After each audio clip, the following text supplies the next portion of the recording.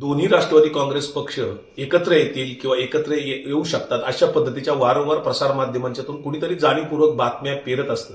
वास्तविक दोन्ही राष्ट्रवादी काँग्रेसच्या पक्षाच्या संदर्भात किंवा चिन्हाच्या संदर्भात माननीय सुप्रीम कोर्टामध्ये केस सुरू आहे, न्यायप्रविष्ट आहे.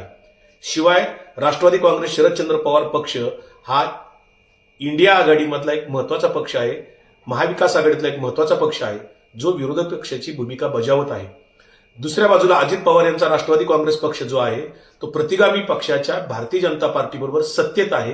जर दोन्ही पक्ष एकत्र यावं असं कोणाला वाटत असेल किंवा यावं अशा बातम्या कोणी पेरत असेल, त्यांना माझी नम्रपणाने सांगणं आहे, हे दोन्ही पक्ष एकत्र तेव्हाच येऊ शकतील जेव्हा अजित पवार यांचा राष्ट्रवादी काँग्रेस पक्ष महायुतीतून बाहेर पडेल, सत्तेतून बाहेर पडेल आणि प्रतिगामी भारतीय जनता पार्टीचं नातं तोडेल.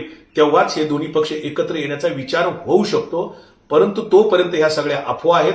या एकत्र येण्याच्या कुठल्याही बातमीत तथ्य नाही.